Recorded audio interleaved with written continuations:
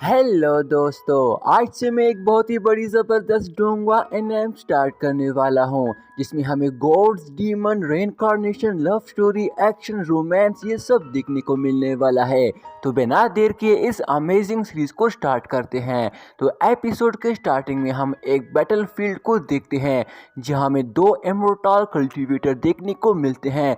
वो दोनों इमोर्टल गुस्से के साथ सामने देख रहे होते हैं जहाँ उनके सामने एक ब्लैक पैटर्न फॉर्मेशन से डीमन गॉडेस किसी इंसान की बॉडी में रेनकार्नेशन करके बाहर आ जाती है। वो डीमन गॉडेस काफ़ी खुश दिखाई दे रही होती है क्योंकि वो हज़ारों साल के बाद केओस से बाहर आ गई होती है। वहीं नीचे इमोर्टल गॉडेस किंग यून उसे देखकर हमारे इस कहानी के हीरो से कहती है कि ये तो निंग जुआन यिंग है, इसे पॉइजन किया गया है। वहीं दूसरी तरफ डीमन गॉडेस अपनी बॉडी को देखकर खुद से कहती है कि इस बॉडी का स्किन तो काफ़ी लाजवाब है। असल में इसकी आवाज़ में मेल और फीमेल दोनों की मिक्स्ड होता है, जिस पर वो खुद से कहती है कि मुझे अपनी रियल बॉडी को जल्द से जल्द समन करना होगा। इसके साथ ही वो स्पिरिचुअल पावर्स का इस्तेमाल करते हुए आसमान के ऊपर जाती है और सीधा अपनी ब्लैक पावर से उन दोनों पे अटैक करवा देती है। इसके साथ ही हमारा कहानी का हीरो याओ फेंग और गॉडेस किंग यून तुरंत ही अपनी स्पिरिचुअल पावर का इस्तेमाल करते हुए एक फॉर्मेशन क्रिएट करते हैं जिसे वो अपने चारों तरफ एक शील्ड बैरियर एक्टिवेट कर देते हैं, पर वो डीमन गॉडेस बड़ी आसानी से उनकी शील्ड को डिस्ट्रॉय कर देती है। इसके बाद किंग यून उसे रोकने के लिए उससे फाइट करना शुरू कर देती है। वो काफ़ी अटैक्स करती है पर वो उसका कुछ भी नहीं बिगाड़ पाती। इस पर तुरंत ही याओ फेंग आकर उस पर अटैक करना शुरू हो जाता है, जहां वो दोनों मिलकर एक साथ उस डीमन गॉडेस पे अटैक करना शुरू हो जाते हैं। और यहाँ पे हमें इन दोनों के बीच काफी बड़ी जबरदस्त फाइट देखने को मिलती है और वो दोनों ही अपनी पूरी जान लगाकर उसे जान से मारने के लिए अपनी पूरी पावर्स का इस्तेमाल करते हुए उस पर एक के बाद एक अटैक कर रहे होते हैं, पर फिर भी वो दोनों उसको टच भी नहीं कर पा रहे होते हैं। उल्टा वो डीमन गॉडेस उनकी बैंड बजा रही होती है, जहां वो अपने एक ही अटैक से याओ फेंग को नीचे फेंक देती है और फिर किंग यून पे अटैक करते हुए उसे पीछे कर देती है। तभी याओ फेंग तुरंत ही अपनी स्वॉर्ड टेक्निक का इस्तेमाल करते हुए उस डीमन गॉडेस पे स्वॉर्ड ब्लेड से अटैक करवा देता है, जिस पर तुरंत ही वो डीमन गॉडेस उसके अटैक से बचने के लिए भागना शुरू कर देती है और मौका देकर तुरंत ही रुककर अपने एक ही पावरफुल ब्लास्ट अटैक से उन्हें डिस्ट्रॉय कर देती है। और फिर एस्केप टेक्निक की मदद से एकदम याओ फेंग के पास आकर उसे गले से पकड़ लेती है, पर तभी उसको बचाने के लिए किंग यून पीछे से उस डीमन गॉडेस पे अटैक करके उसका ब्लैक डीमन सोल बाहर निकाल लेती है, पर तभी वो डीमन गॉडेस खुद को संभाल लेती है और अपनी एनर्जी की ब्लास्ट से उसे पीछे कर देती है। तभी याओ फेंग उसे कहता है, अगर मुझे जान से मारना चाहती हो तो मार दो, इंतजार किस बात का। जिसके साथ ही डीमन गॉडेस अपनी मैजिक मिरर का इस्तेमाल करते हुए उसे आसमान की तरफ रिलीज कर देती है, जिससे आसमान से थंडर स्ट्रोम क्रिएट हो जाती है। इस पर डीमन गॉडेस की सोल उसे कहती है कि तुमने मुझे रिजेक्ट किया है तो आज मैं उसकी सजा तुम्हें देकर ही रहूंगी। इस पर याओ फेंग उसे कहता है कि तुम इसके काबिल भी नहीं थी। इसके साथ ही वो डीमन गॉडेस उस पर most powerful heavy thunder lighting strike attack से उस पर पावरफुल अटैक करवा देती है।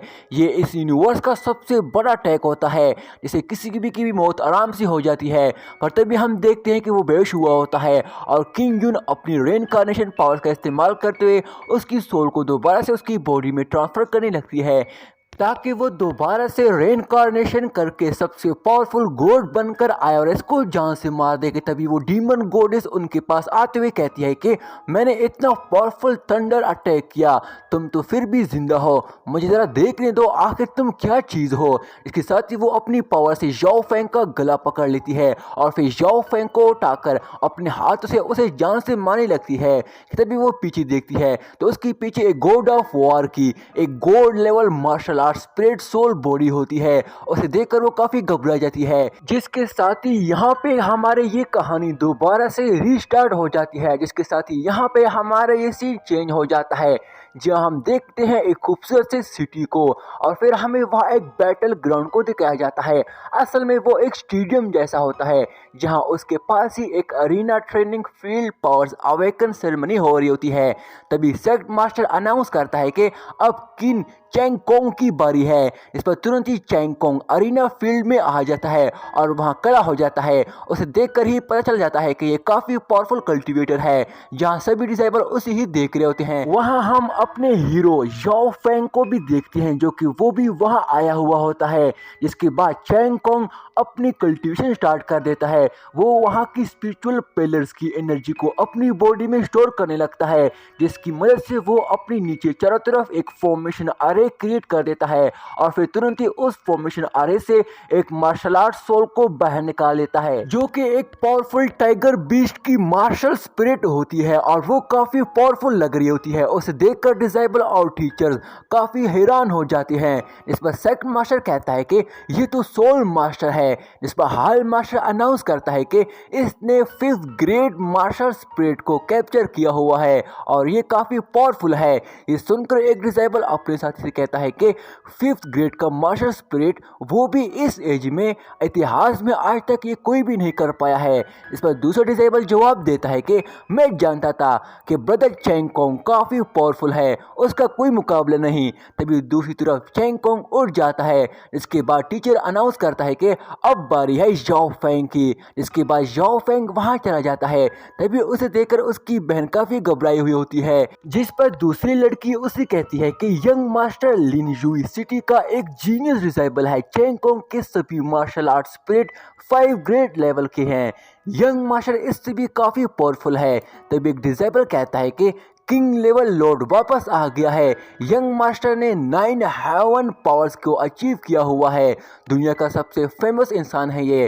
तभी चैंग कोंग उसे कहता है कि इतना परेशान और उदास ना हो, आज दिखा दो सभी को कि किंग फैमिली का यंग मास्टर ही नंबर 1 जीनियस डिसेबल है। पर याओ फेंग उसे इग्नोर करते हुए वहां से चला जाता है, जिससे उसको काफी गुस्सा आ जाता है और वो भी वहां से चला जाता है। जिसके बाद चैंग कोंग वापस अपनी जगह पर आ जाता है।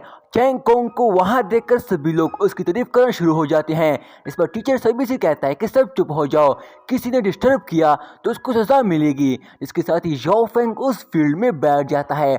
वहीं उसको देखकर चैंग कोंग खुद से कहता है कि आज मैं भी देखता हूँ इस घमंडी में कितना दम है। पर तभी याओ फेंग उन मैजिक पिलर्स की एनर्जी को अपने अंदर स्टोर करने लगता है, जिससे वो वहां एक फॉर्मेशन एरिया क्रिएट करने लगता है। वहीं उसकी बहन उसे देखकर काफी घबराई हुई होती है कि आखिर क्या होगा। तभी हम देखते हैं कि याओ फेंग के पीछे एक फायर एनर्जी की फॉर्मेशन क्रिएट हो जाती है। याओ फेंग पूरी फायर पावर्स का इस्तेमाल करते हुए अपनी मार्शल स्पिरिट को रिलीज करने की कोशिश करने लगता है। तभी उसे देखकर टीचर पूरी तरह हैरान हो जाता है जब वो अपनी मार्शल आर्ट स्पिरिट रिलीज करता है। इस पर वो हैरान होते हुए कहता है कि ये तो lower 1st grade weapon martial spirit है। इस पर एक डिसेबल कहता है कि इसके साथ ही हम याओ फेंग को देखते हैं जिसने एक स्वॉर्ड वेपन की मार्शल स्पिरिट को अचीव किया होता है और वही उसकी मार्शल आर्ट स्पिरिट होती है। उसे देखकर एक डिसेबल कहता है कि जब से मैंने होश संभाला है इनकी फैमिली के पास वेपन मार्शल स्पिरिट की ट्रेजर ही देखा है, ऊपर से इसके पास तो 1st ग्रेड सोल वेपन है। ये तो मुझसे भी नीचे है, कितना बेकार जीनियस है। इसके साथ ही याओ फेंग उदास होते हुए बिना कुछ बोले सीधा वहां से चला जाता है और वहीं उसकी बहन भी उसके साथ वहां से चली जाती है। इसके साथ ही चैंग कोंग सभी से कहता है कि मैंने तो सुना था कि फैंग फैमिली का ये genius 5th grade martial art spirit का कल्टीवेटर है और यहाँ और कोई तो है नहीं, तो अब तुम लोग मुझ पे ट्रस्ट कर सकते हो। इसके साथ ही सभी डिसेबल उसको चीट करने के लिए उसके पास चले जाते हैं। इस पर एक लड़की को बहुत ज़्यादा गुस्सा आ जाता है और उससे वो पसंद नहीं होता। तभी एक डिसेबल चैंग कोंग से कहता है कि मैं तो पहले ही जानता था यंग मास्टर चैंग कोंग ही किन फैमिली का फ्यूचर है। तभी हम वहाँ एक और पर्सन को भी देखते हैं जो कि वो भी चैंग कोंग को सपोर्ट नहीं कर रहा होता है और वो पीछे याओ फेंग की तरफ देखने लगता है। तभी दोस्तों यहाँ पे हमारा सीन चेंज हो जाता है जहाँ हम मेन बाजार में एक रेस्टोरेंट को देखते हैं जहाँ 3 एल्डर्स पार्टी कर रहे होते हैं। इस पर एक एल्डर कहता है कि क्या तुम सभी ने सुना है किन फैमिली का यंग मास्टर ने सिर्फ लेवल 1 ग्रेड का मार्शल स्पिरिट वेपन को ही अवेकन किया है। इस पर दूसरा एल्डर उसे कहता है कि मैंने सुना था ये डिसेबल 13 साल की उम्र में एक बेहतरीन स्वॉर्डमैनशिप का मास्टर बन गया था। इस पर दूसरा एल्डर कहता है कि मैंने सुना है ज्वालिंग सेक्ट और holy land of martial art में पहली बार लिन जुई चेंग को डिसेबल एक्सेप्ट कर लिया है। आज की सिचुएशन को देखकर मुझे लगता है फैंग रूलिंग चला जाएगा। इस पर तीसरा एल्डर जवाब देता है कि फैंग फैमिली हमेशा डोमिनेट करती आ रही थी, पर अब इनका कोई भी नजर नहीं आता। तभी उनके टेबल पे अचानक से कोई वेपन से अटैक कर देता है और ये और कोई नहीं फैंग जिंग होता है। इस पर वो इनसे कहता है कि यहाँ फैंग फैमिली की बेइज्जती करने की हिम्मत भी कैसी की तुम लोगों ने। मैं तुम जैसे कुत्ते को बिना रहम किए ही जान से मार देता हूँ और अपने आसपास तो देखना तो बिल्कुल भी नहीं पसंद करता। तभी एक एल्डर आ जाता है और उनसे कहता है कि फैंग जिंग ये किन फैमिली का इलाका है, मैं यहाँ तुम्हें ऐसा करने की इजाज़त नहीं दे सकता हूँ, चले जाओ यहाँ से। इस पर तुरंत ही फैंग जिंग अपना खंजर उसके गले पे रख देता है और उसे कहता है कि मैं सिर्फ किन फैमिली को ही नहीं बल्कि पूरे इस सिटी को फैंग फैमिली के नाम से लिख दूंगा, तुम कौन होते हो रोकने वाले। और इसके साथ ही वो उसको जान से मार देता है। इसके साथ ही दोस्तों यहाँ पे हमारा सीन चेंज हो जाता है, जहाँ हम एक मेंशन को देखते हैं जो कि और किसी का नहीं बल्कि याओ फैंग का होता है और वो वहाँ अपने कमरे में बैठकर अपनी कल्टीवेशन की प्रैक्टिस कर रहा होता है। जिस पर वो खुद से कहता है कि मुझे बस प्रैक्टिस करके खुद को स्ट्रॉन्ग बनाना होगा, मुझे ऐसी मार्शल आर्ट की जरूरत है जो मेरे हेवन एंड अर्थ पावर्स को दोबारा से कनेक्ट कर सके, स्पिरिचुअल बॉडी पावर्स को भी ऑब्जर्व कर सकूं। जिसके साथ ही उसके पीछे एक हेवनली स्वॉर्ड बाहर आ जाती है। याओ फैंग तुरंत ही उस स्वॉर्ड को पकड़कर टेस्ट करता है और फिर उसे देखकर खुद से कहता है कि क्या ही लाजवाब तेजदार स्वॉर्ड है, इसकी अनलिमिटेड स्पीड, पर फिर भी इसके बावजूद मेरी मार्शल आर्ट सबसे बेकार है। मगर इसके होते हुए मेरा एक फ़ायदा है, फाइट में ये मेरी काफ़ी हेल्प कर सकती है और मुझे मार्शल आर्ट स्पिरिट को अचीव करने में काफ़ी मदद दे सकती है।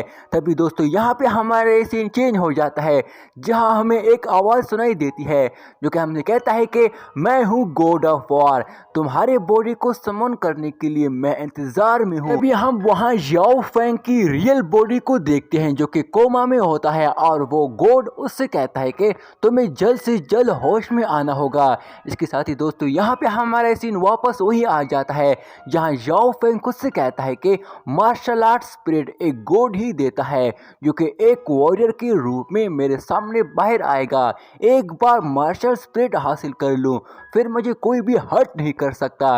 इसके साथ ही दोस्तों वो अपनी स्पिरिचुअल पावर्स का इस्तेमाल करते हुए काफ़ी फायर पावर्स एनर्जी रिलीज करता है और फिर खुद से कहता है कि मेरे फादर और अंकल ताई ने कहा है कि हर चीज़ की एक कीमत होती है और वक्त आ चुका है कि मैं उस गॉड को अब अवेक कर दूं। इसके साथ ही दोस्तों वो फायर फॉर्मेशन क्रिएट करने लगता है पर वो डिस्ट्रॉय हो जाती है और इससे वो काफ़ी इंजर्ड हो जाता है, यहाँ तक कि उसके मुंह से खून तक निकल जाता है। पर वो हार नहीं मानता और दोबारा ट्राई करता है। इसके बाद वो अपने एक हाथ से वो वहाँ की सारी पावर्स एनर्जी को अपने अंदर कोलेक्ट करने लगता है। इससे याओ फैंग को काफ़ी ज़्यादा और भी पेन होने लगती है और वो हर्ट होना शुरू हो जाता है। इसकी वजह से वो ज़्यादा देर तक बर्दाश्त नहीं कर पाता और वहीं बेहोश होकर गिर जाता है। पर तभी हम देखते हैं कि वहाँ आखिरकार गॉड ऑफ वॉर सोल की मार्शल स्पिरिट आखिरकार बाहर आ ही जाती है। और यहीं पे दोस्तों हमारा ये वाला एपिसोड भी यहीं पे एंड हो जाता है। दोस्तों ये सीरीज ज़रा बराबर भी अच्छी लगी तो मेरे इस चैनल को सब्सक्राइब करके इस वीडियो को लाइक कर देना, क्योंकि इसका अगला एपिसोड मैं आज ही जल्दी अपलोड करने वाला हूं। तब तक के लिए मेरे इस चैनल को सब्सक्राइब करके इस वीडियो को ज़रूर लाइक कर देना। शुक्रिया।